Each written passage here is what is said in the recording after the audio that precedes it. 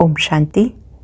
आज 12 मार्च 2023 के अव्यक्त महावाक्य हैं जिनकी ओरिजिनल डेट है 18 जनवरी 1994। आज की मधुर मुरली में बाबा ने स्नेह की शक्ति का महत्व बताया। ये स्नेह की शक्ति सेकंड में समर्पण करा देती है। ये स्नेह की शक्ति असंभव को भी संभव कर देती है, देह और दुनिया को भुला देती है। यही वो स्नेह की शक्ति है जो परमात्म गोद का अनुभव कराती है, छत्र छाया का अनुभव कराती है। बाबा ने कहा संपूर्ण बनने का सहज साधन है बाबा के स्नेह में समा जाना। यही शिव मंत्र है। ऐसे नहीं कि टुबकी लगाकर फिर बाहर आ जाओ, मेरा बाबा, मीठा बाबा, प्यारा बाबा। सिर्फ टुबकी लगाने से माया की छाया पड़ जाती है, लेकिन आप स्नेह में समा जाओ तो माया की नज़र भी नहीं पड़ सकती है। चेक करो, हम इस स्नेह में सदा समाये हुए रहते हैं। बाबा ने कहा और कुछ मुश्किल लग भी सकता है, लेकिन स्नेह में समाना ये सहज ज्ञान भी है और योग भी है। साथ साथ बाबा ने आज खुशी के खजाने का महत्व बताया। खुश रहना है और खुशियाँ बांटनी है। रहम दिल बनकर सबके प्रति शुभ भावना, शुभकामना रखनी है। भले कोई आत्मा आपका अपोजिशन करे, गालियाँ दे, फिर भी आपको शुभ भावना नहीं छोड़नी है। ये अपोजिशन, गालियाँ ये खाद का काम करेंगी।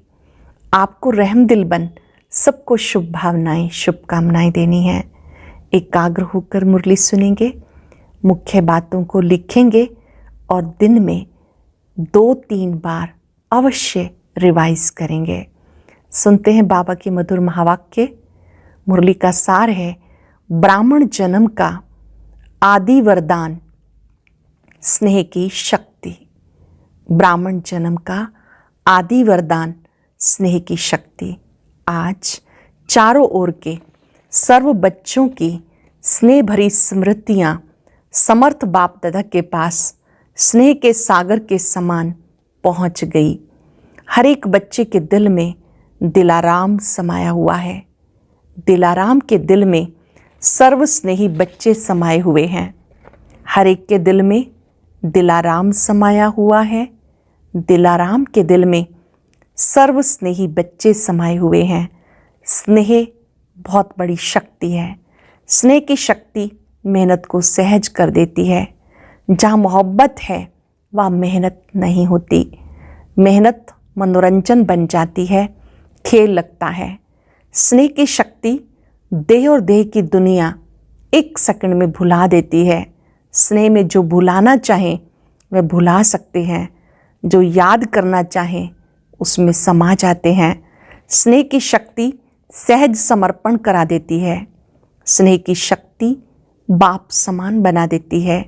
स्नेह सदा हर समय परमात्म साथ का अनुभव कराता है। स्नेह सदा अपने ऊपर बाप की दुआओं का हाथ छत्र छाया के समान अनुभव कराता है।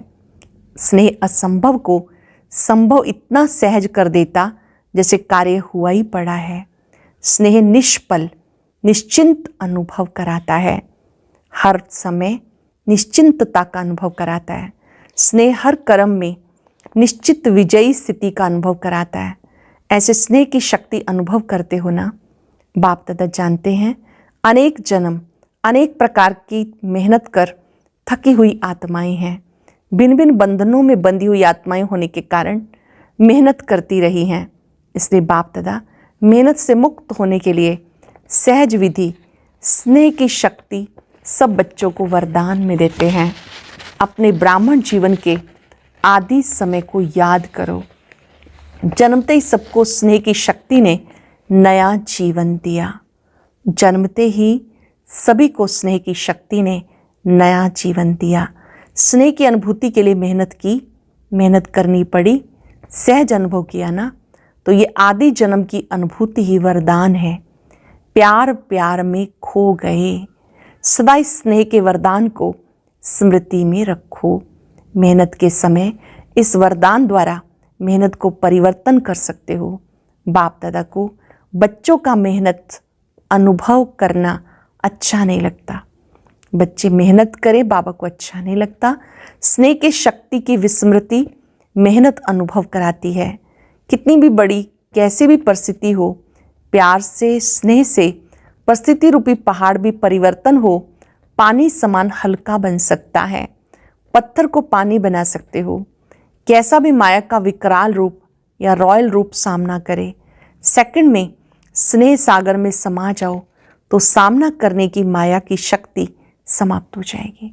आप बाबा के स्नेह में समा जाओ तो माया की ताकत समाप्त हो जाएगी। आपके समाने की शक्ति छू मंत्र नहीं, शिव मंत्र बन जाएगी। सबके पास शिव मंत्र की शक्ति है ना कि खो जाती है। शिव स्नेह में समा जाओ, सिर्फ टुबकी मारकर नहीं निकल जाओ।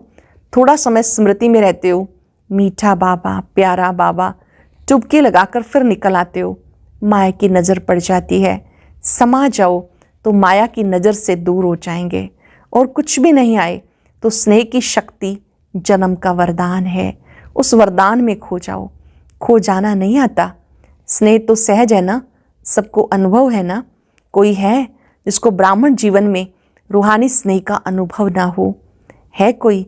स्नेह ही सहज योग है। स्नेह में समाना ही संपूर्ण ज्ञान है। स्नेह में समाना ही संपूर्ण ज्ञान है। आज के दिन का महत्व भी स्नेह है। अमृत वेले से विशेष किस लहर में लहरा रहे हो?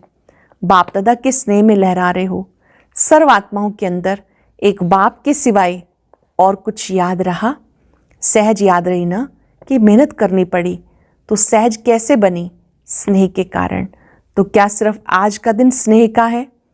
संगम युग है ही परमात्म स्नेह का युग। अंडरलाइन कर लेंगे, संगम युग है ही परमात्म स्नेह का युग। तो युग के महत्व को जान, स्नेह की अनुभूतियों को अनुभव करो। स्नेह का सागर, स्नेह के हीरे मोतियों की थालियां भरकर दे रहे हैं, तो अपने को सदा भरपूर करो। थोड़े से अनुभव में खुश नहीं हो जाओ, संपन्न बनो। भविष्य में स्थूल हीरे मोतियों से सजेंगे। ये परमात्म प्यार के हीरे मोती अनमोल हैं, तो इससे सदा सजे सजाए रहो। चारों ओर के बच्चों की याद, स्नेह के गीत बाप दादा सदा ही सुनते रहते हैं। लेकिन आज विशेष स्नेह स्वरूप बच्चों को स्नेह के रिटर्न में सदा स्नेही भव, सदा स्नेह के वरदान द्वारा सहज उड़ती कला का विशेष फिर से वरदान दे रहे हैं।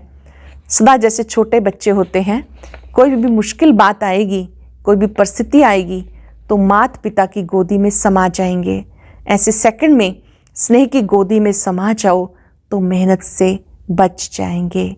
सेकंड में उड़ती कला द्वारा बाप दादा के पास पहुंच जाओ तो कैसे भी स्वरूप में आई हुई माया दूर से भी आपको छू नहीं सकेगी, क्योंकि परमात्म छत्र छाया के अंदर तो क्या, दूर से भी माया की छाया आ नहीं सकती। तो बच्चा बनना अर्थात माया से बचना। बच्चा बनने का अर्थ क्या है? माया से बचना। बच्चा बनना तो अच्छा है ना। बच्चा बनने का अर्थ है स्नेह में समा जाना।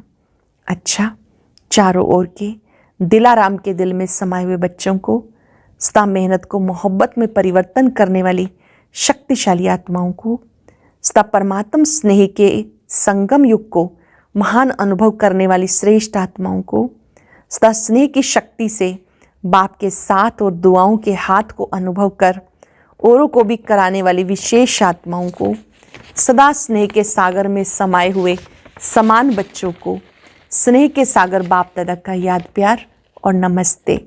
रूहानी बच्चों की रूहानी बाप दादा को नमस्ते, गुड मॉर्निंग, शुक्रिया। दादियों से मुलाकात। आज के दिन क्या क्या याद आया? विशेष विल पावर के हाथ याद आए। लास्ट समय में बाबा ने 18 जनवरी के दिन अपना हाथ दादी जी के हाथ में दिया, दृष्टि दी, सभी शक्तियां विल की। तो बाबा पूछ रहे हैं कि वो दृश्य याद आया? विल पावर सब कार्य सहज करा देती है। ब्रह्मा बाप ज़्यादा याद आया या बाप दादा दोनों याद रहे? फिर भी ब्रह्मा बाप की याद के चरित्र सबको विशेष याद आते रहे। ब्रह्मा बाप ब्रह्मा बना ही तब जब बाप दादा कंबाइंड हुए। परमात्म प्रवेशता के साथ ही ब्रह्मा का कर्तव्य शुरू हुआ। इस अव्यक्त स्वरूप के अव्यक्त रूप के चरित्र भी न्यारे और प्यारे हैं। 25 वर्ष की सेवा की हिस्ट्री आदि से याद करो, कितनी तीव्र गति की हिस्ट्री है। अव्यक्त होना अर्थात तीव्र गति से सर्व कार्य करना। समय का परिवर्तन भी फास्ट और सेवा की वृद्धि की गति भी फास्ट हुई ना, इसलिए अव्यक्त होने से समय को भी तीव्र गति मिली तो सेवा को भी तीव्र गति मिली। अव्यक्त पार्ट में आने वाली आत्माओं को भी पुरुषार्थ में तीव्र गति का भाग्य सहज मिला हुआ है। अव्यक्त पार्ट में आई हुई आत्माओं को last so fast, fast so first का वरदान प्राप्त है। सभा से वरदान को कार्य में लगाओ। सिर्फ स्मृति तक नहीं, समय प्रमाण वरदान को स्वरूप में लाओ। वरदान को स्वरूप में लाने से स्वतः ही फास्ट गति का अनुभव करेंगे। अव्यक्त पालना सहज ही शक्तिशाली बनाने वाली है, इसलिए जितना आगे बढ़ना चाहो बढ़ सकते हो। बाप दादा और निमित्त आत्माओं की आप सबके ऊपर विशेष सदा आगे बढ़ने की दुआएं हैं। ऐसे है ना, दादियों की भी दुआएं हैं। सिर्फ फ़ायदा ले लो, मिलता बहुत है, यूज़ कम करते हो। सिर्फ बुद्धि में किनारे रखते हो, किनारे नहीं रखो, खाओ खर्च करो। आता है यूज़ करना, खर्च करना आता है कि संभाल कर रखते हो। बहुत अच्छा ये संभाल के रखना है। अच्छाई को स्वयं प्रति दूसरों के प्रति कार्य में लगाओ। यहाँ खर्चना अर्थात बढ़ाना है। जैसे आजकल का फैशन है ना, जो अमूल्य चीज़ होती है वो कहाँ रखते हैं? किसी ने कहा लॉकर में यूज़ नहीं करते, लॉकर में रखते हुए खुश होते हैं। तो कई बार ऐसा करते हैं, पॉइंट बड़ी अच्छी है, विधि बड़ी अच्छी है, सिर्फ बुद्धि के लॉकर में देखकर खुश हो जाते। तो आप सब लॉकर में रखते हो या यूज़ करते हो? अच्छा, पांडव सेना का क्या हाल है?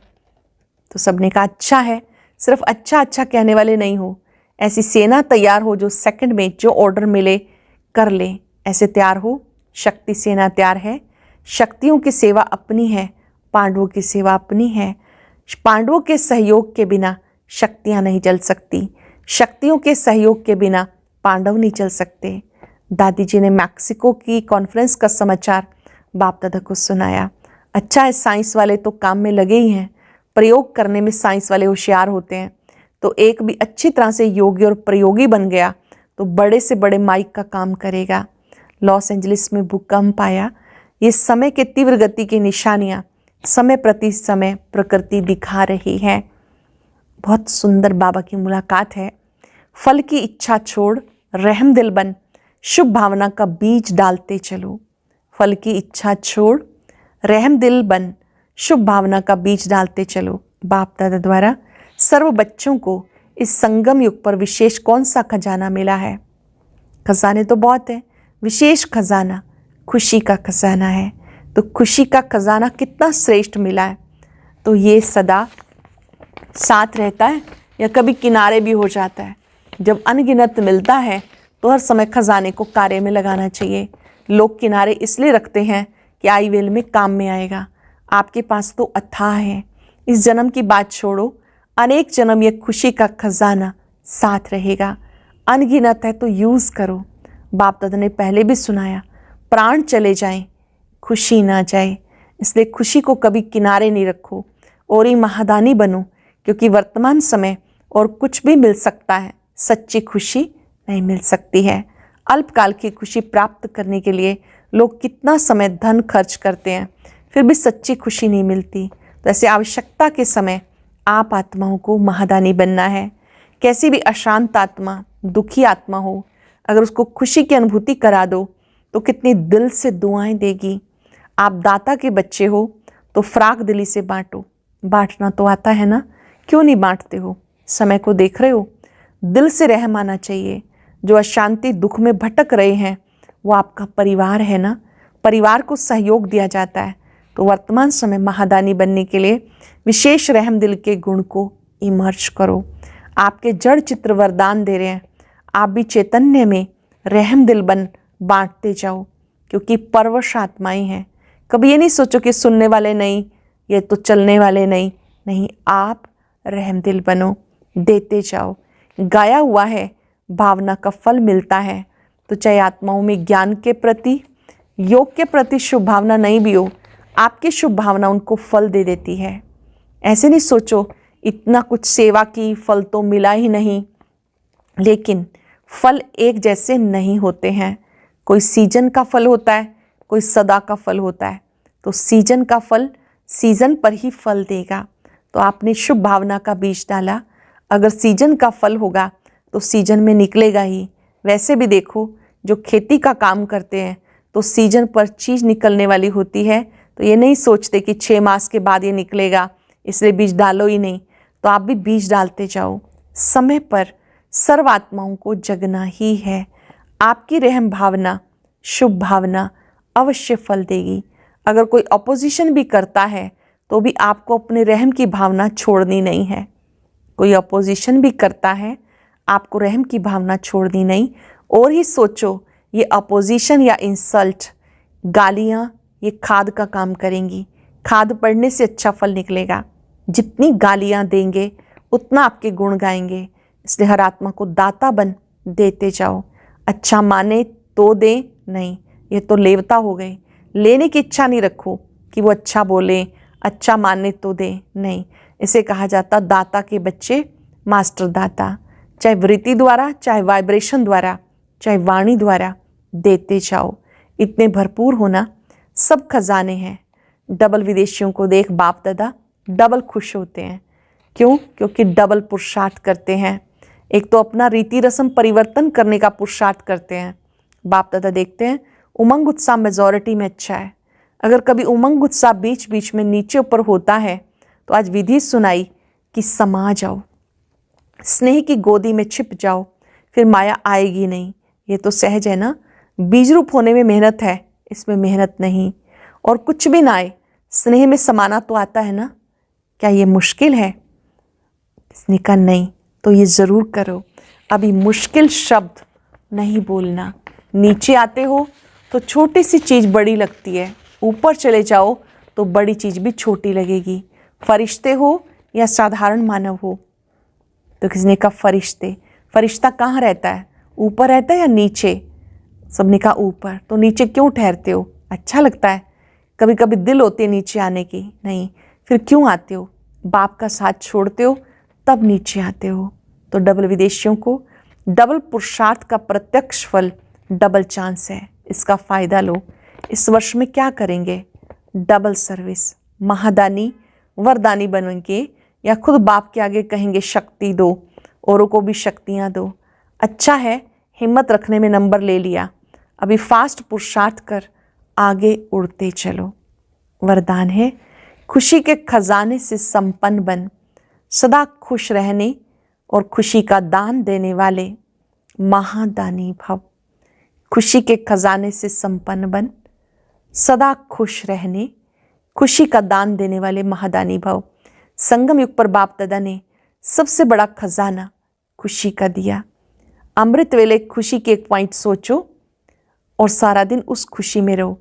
ऐसे खुशी में रहते दूसरों को खुशी का दान देते रहो। ये सबसे बड़ा महादान है। क्योंकि दुनिया में अनेकानेक साधन होते भी अंदर की सच्ची अविनाशी खुशी नहीं है। अनेकानेक साधन होते भी अंदर की सच्ची अविनाशी खुशी नहीं है। आपके पास खुशियों का भंडार है, तो दान देते रहो। ये सबसे बड़ी सौगात है। खुशी का दान देते रहो, सबसे बड़ी सौगात है। स्लोगन है महान आत्माओं का कर्तव्य है परम कर्तव्य उपकार, दया और क्षमा। महान आत्माओं का परम कर्तव्य उपकार, दया और क्षमा। आज बाबा के स्नेह में समाये रहेंगे, शिव मंत्र को प्रयोग करेंगे। ये शिव मंत्र बहुत सुंदर मंत्र है। स्नेह सागर को अपने सम्मुख देखें, अपने स्वरूप में स्थित हो जाएं।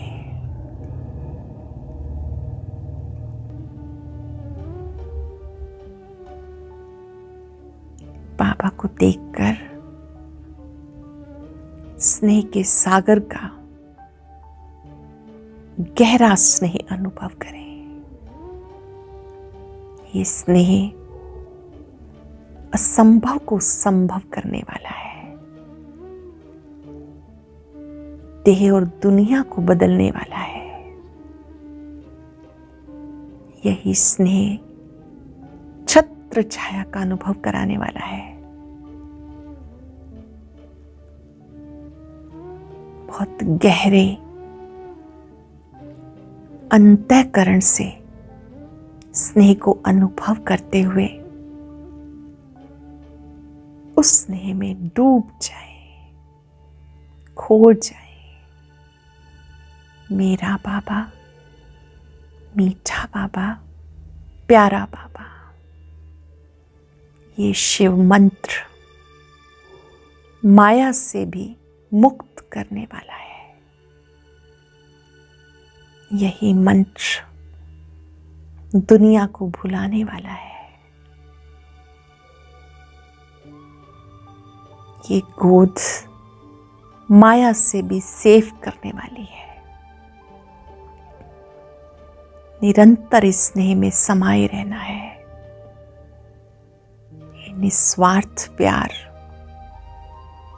बाबा के सिवाय कोई दे नहीं सकता। शुक्रिया बाबा, शुक्रिया। ओम शांति।